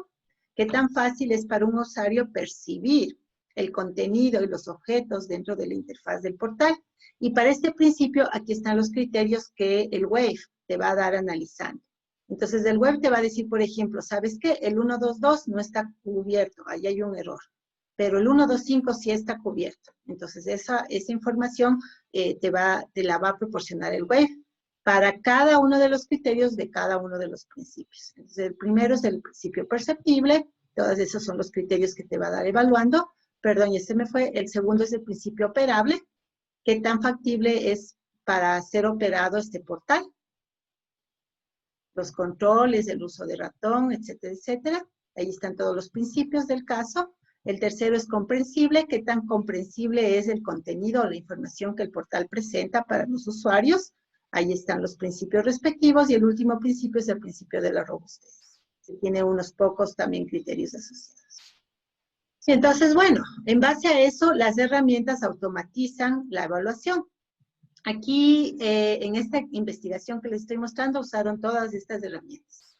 Este montón de herramientas, pero finalmente llegaron a la conclusión de que la que mejor sirve es el Wave. Entonces nosotros solo vamos a usar Wave, no vamos a usar las otras. Y aquí está el método, que era lo que yo les quería mostrar. Entonces fíjense en este método que les puede perfectamente servir para usarlo como método para aplicar el Wave. Entonces la fase 1, seleccionar las páginas web. Entonces, ¿qué debes hacer? Definir el navegador. Haz las pruebas sobre un mismo navegador. Por ejemplo, el Chrome versión tanto trabajando sobre Windows 10. Entonces, está definido el ambiente de pruebas. Segundo, las herramientas. Voy a utilizar Wave, la versión 4.0. Y sitios web. Voy a utilizar el sitio web del comercio. Y dentro del comercio, la página en donde puedo mandar un comentario, la página en donde puedo consultar una noticia, la página donde puedo ver un video. Entonces necesitas escoger hasta 10 páginas que representan las 10 tareas, ¿no? Es la fase 1. La fase 2, evaluar. Entonces abres el navegador, digitas el sitio, cargas la página y aplicas el plugin. Esto lo vamos a hacer ahorita todos. La fase 3, registrar los datos. Te abres una hoja de cálculo y registras toda la información que te va botando el web. La fase 4, la más importante, analizar los datos. Entonces, vamos viendo qué información tenemos y cómo la presentamos. Aquí ya vamos a ver un ejemplo en este mismo paper. Y la fase 5, la más importante, aplicar las sugerencias. Presentar soluciones, es decir, establecer los criterios de recomendaciones de calidad para esa página. Y aquí están explicadas todas las fases. Entonces, para el caso de estudio, ellos hicieron la medición sobre este montón de páginas, 45. Nosotros solo vamos a hacer 10 del mismo portal. Y lo que yo quiero ver, más que este gráfico, es este de acá, el de la figura 4. Entonces, en este gráfico, lo que tú tienes es los 4 principios en colores. Entonces, aquí le han puesto azul perceptible, naranja operable, verde comprensible y amarillo robusto. Acá tienes las 10 páginas, serían, ¿no? En nuestro caso, acá están 45, pero para nosotros serían 10. Y acá está la cantidad de errores en porcentaje que tuviste, que encontraste, mejor dicho, en cada una de esas páginas. De tal manera que yo, por la superficie de color, podría saber dónde falló más este producto. Aquí hay un nivel muy alto, casi igual entre los problemas en la parte de comprensible y la parte de operable, un poquito menos en la parte de percepción y definitivamente mucho menos en la parte de robustez. Es lo que yo tengo acá. Y entiendo que donde más problemas acumulados hubo fue en esta página. ¿Ven? Y esa página corresponde a la tarea tal. Entonces, este gráfico resumiría la información que te va a botar el web. Preguntas hasta ahí. Ok, entonces ahora vamos a hacer todos una práctica rápida de 5 minutos, máximo 10 de uso de web, porque no requiere más. Yo les había pedido, ojalá que la mayoría de ustedes hayan podido hacerlo, que instalen Chrome en sus equipos si no lo tenían, y dentro de Chrome instalen la extensión de accesibilidad de web. Si no lograron hacer eso, igual podemos usar otro navegador y sin extensión. Entonces les voy a mostrar de las dos maneras. Entonces ahorita voy a abrir mi pantalla completa. Ustedes me pueden ir siguiendo si gustan, o me pueden ir viendo, como te parezca que es para ti más ejemplificador. Algunos necesitamos hacer para aprender, otros aprendemos mejor viendo que haciendo. o primero viendo y luego haciendo. Entonces ya cada quien se acomoda, pero lo hecho es que hay dos posibilidades. La una es que sí lograste tener Chrome como yo y que sí lograste instalar el plugin, que se te va a mostrar como esta W de aquí, que cuando te posicionas sobre ella dice Wave. La otra es que no lograste hacer eso. Si no lograste hacer eso, vas a ir a la página webaim.org y te va a aparecer esta página donde aquí vas a poder poner las direcciones una por una. ¿Sí? Entonces, si estás en Fox o estás en Linux o estás en Macintosh, ándate a esta página y aquí vas poniendo uno por uno los 10 URLs que vas a evaluar. Como como yo sí tengo instalado, pues voy a usar el plugin que es como más rápido, ¿no? Entonces, como tengo el plugin, directamente me voy a la página. Vamos a evaluar la página del SAEW, el famoso SAEW, para ver si es que tiene errores de accesibilidad y cuáles son los errores que tiene. Entonces, digamos que la primera tarea que yo propuse fue la tarea de inicio de sesión. Entonces, aquí voy a coger, en mi caso, como profesor, mi cédula y, bueno, supuestamente ahí iría mi clave. Entonces, aquí está ya en la pantalla de la tarea 1, que es loguearme, y le doy sobre la W y espero. Entonces, fíjense en lo que pasa. Automáticamente el Wave, la versión 4.0, que es con la que estoy trabajando, me bota ya la información. Ha encontrado en esta página 5 errores de accesibilidad, 2 errores de contraste y 10 alertas. Quiero que sean estos 3 elementos los que ustedes reporten en la parte de Wave. Los features no, porque los features son cosas a favor.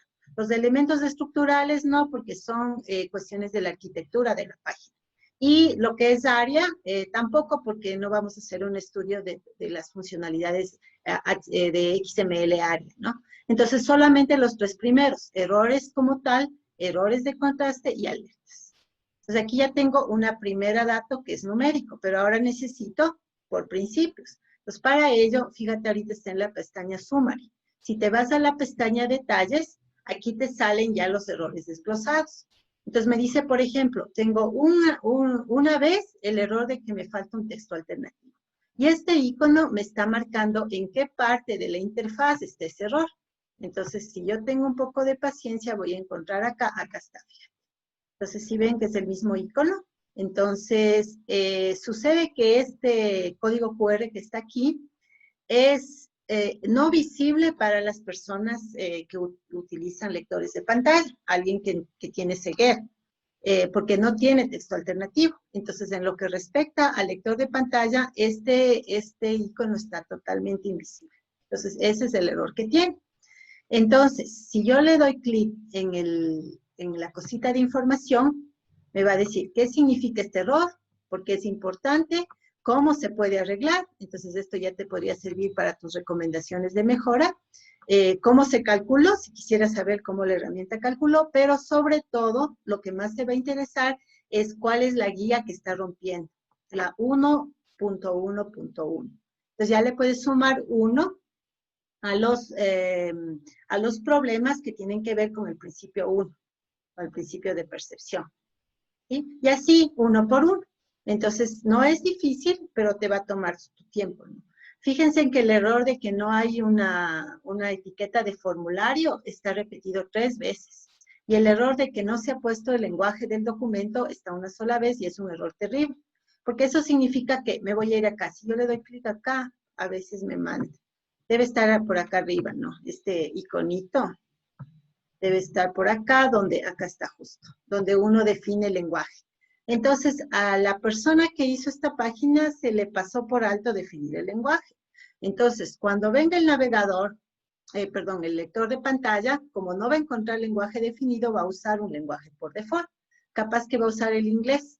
Y entonces, a mí me va a empezar a leer esta página que está en español, pero con acento de inglés, lo cual va a ser muy feo. ¿Sí? Entonces, lo que se debe hacer es simplemente en la cabecera del HTML de esta página especificar, y esta página es en español. Por lo tanto, el lector de pantalla va a buscar su lector, su text-to-speech en español y va a tener una voz agradable y decente sin acento. ¿Sí? Entonces, esa es la necesidad. ¿Cuál principio estamos rompiendo? Pues le das aquí el clic, ves acá abajo y ves que es del principio 3.1.1. Le sumas 1 a la barra de problemas en la parte de robustez. No, robustez es el principio número 4. El principio número 3, que es el principio de comprensión. Porque claro, si me empiezas a hablar con un acento terrible, va a ser más difícil comprender. Entonces, eso en cuanto a los errores. En cuanto a los errores de contraste, esto no es para personas ciegas, es para personas que como yo tenemos problemas de visión. Entonces, los errores de contraste marcan, por ejemplo, aquí hay uno, si ven, el icono este está acá. Eso significa que estas letras de aquí tienen un color demasiado claro con respecto al fondo, ¿sí? Y entonces, para alguien que tiene dificultades de la vista, le va a ser inconveniente, molestoso y a veces imposible leer. ¿Sí? Ahorita me es difícil, si yo salgo al sol con esto en un celular, capaz que no voy a avanzar a leer. ¿Sí? Entonces aquí hay un problema de contrastes. Y finalmente las alertas no son errores como tal, pero son cosas que hay que tener cuidado. Entonces si te vas a detalles, aquí te da una por una todas las alertas. Por ejemplo, hay un problema de JavaScript por ahí, hay un problema de textos muy chiquititos. Entonces, no es un error como tal que los textos sean muy pequeños, pero sí podría representar un problema de accesibilidad para ciertas personas. Entonces, eso es cómo funciona el Wave. Y como ustedes ven, es muy sencillo. Es muy sencillo. Asegúrense de que instalen la versión que tiene esta interfaz azul, porque la versión previa tiene una interfaz verde y trabaja con la versión previa de la norma, que es la 2.0. Esta versión trabaja con la 2.1. Eso sería preguntas sobre esta parte de la... Ingeniera, buenas tardes. En mi caso Hola. yo tuve una duda. Ujú. No sé por qué a usted le sale 3 errores. Perdón. Creo que a mí ¿Te me salió sale 3 diferente? errores y a usted le sale 5 errores. Ajá. Ah, bueno, les quería mostrar otra, ¿cierto? Hablando de eso. Y ya te explico por qué pasa eso. Lo que pasa es que los errores se integran con errores de la interfaz dependiendo también de la plataforma. Entonces, por eso importa el navegador, importa la versión del navegador, importa el sistema operativo, importa la versión del sistema operativo. Por ejemplo, nosotros una vez hicimos una investigación comparando las mismas portales con los mismos portales, pero en versión Ubuntu, o sea, sobre Ubuntu y sobre Windows. Y demostramos que Ubuntu tiene muchas mejores prestaciones de accesibilidad que Windows. Entonces, cuando corríamos, igual que tú corriste ahorita, yo corrí ahorita, al que estaba en Windows nos daba más errores, el que estaba en Ubuntu le daba menos errores. Y es porque también depende de cómo, por ejemplo, la versión del Java Virtual Machine que tengas instalado. Entonces, es todo el conjunto de la infraestructura la que provee finalmente la baja o alta accesibilidad. Entonces, sí van a haber variaciones. ¿Sí? Ah, y les quería mostrar, y con eso sí ya cierro, eso responde a tu pregunta, ¿verdad? Les quería... De nada. Les quería mostrar que evaluando esta plataforma del SAE, me encontré con que una de las peores interfaces, esta me salió 5 errores. No sé a ti cuántos te salió. Pero, por ejemplo, si yo me voy acá a control docente, a cumplimiento y a registro de tareas, que es donde yo todos los santos días tengo que decir que di una clase y qué clase di, esta es la interfaz, y aquí es donde yo ya digitaría cuando termine esta clase lo que hicimos, ¿no? Entonces, si yo le corro aquí al Wave, miren esto. 29 errores de accesibilidad y 139 alertas. Entonces, esta interfaz, desde el punto de vista de usabilidad y accesibilidad, es una desgracia completa. ¿Sí? Entonces, eso es lo que yo quiero que ustedes encuentren en los portales, no para criticarles, sino todo lo contrario, para ayudarles a mejorar. La idea nuestra sería que si el trabajo de ustedes es lo suficientemente bien fundamentado, pues hacerles llegar en realidad a los que administran los portales para que pues hagan el favor de mejorarlos. ¿Sí? Porque cualquiera de nuestros familiares, ¿no? Nuestros abuelitos, papás, personas que conocemos, podría querer usar cualquiera de esos portales, tiene todo el derecho. y encontrarse con esta gran cantidad de errores de accesibilidad en una sola de las páginas y teniendo que navegar por varias, como por ejemplo yo por temas de trabajo, no está bien. Creo que los ingenieros de software sí nos tenemos que esforzar un poquito más, ser un poco más cuidadosos con los temas de calidad en general y de usabilidad en particular. Eso, chicos, lo que les quería contar hoy. Tenemos medio segundo para alguna pregunta, si es que alguien tiene. Y si no, siempre nos queda el WhatsApp, ¿no? Entonces, escríbanme en el grupo o individual, con gusto yo les respondo. Hablen con sus jefas de proyectos, practiquen el diálogo. Y eso sería todo por hoy. Les agradezco muchísimo la atención. Yo sé que hoy sí que traje un montón de material, pero era importante para que ustedes tengan el heads up, el arranque del proyecto, y de aquí sí ya podamos trabajar pausadamente, cada quien con su cronograma, y avanzar a la par tranquilamente con la parte de la teoría. Pues que tengan una linda semana y cuídense mucho y nos vemos el próximo martes. Gracias. Que estén bien. Solo dije igualmente que la Chao, chao. Hasta luego, Inge. Chao, Andreita. Oh, profe, una pregunta antes de Sí, que aquí me vaya. quedo. Ujú. ¿Se acuerda que usted Chao. activó el Wave en una Ajá, página? sí. Yo hice lo mismo en Google Chrome, pero no se activó nada. Pero ¿tienes el plugin o no? Sí. Si quiere le puedo compartir la pantalla para que vea cómo Dale, ya está. te pongo. Ya te pongo para que puedas compartir. Dale. Ya.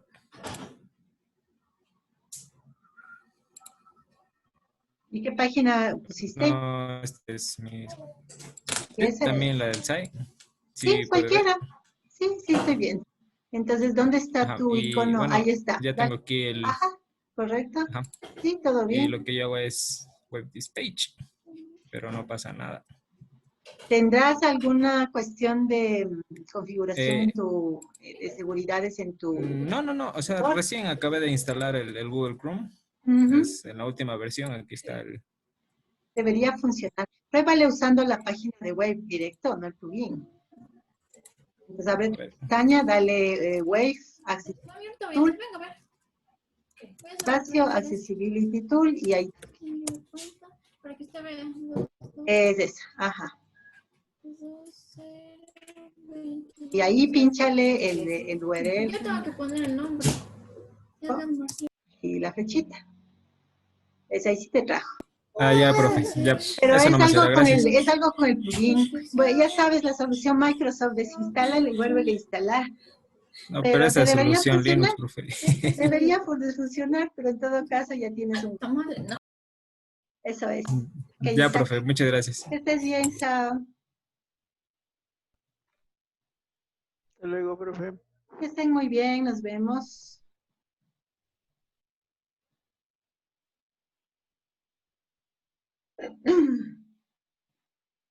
Chao, Lenin.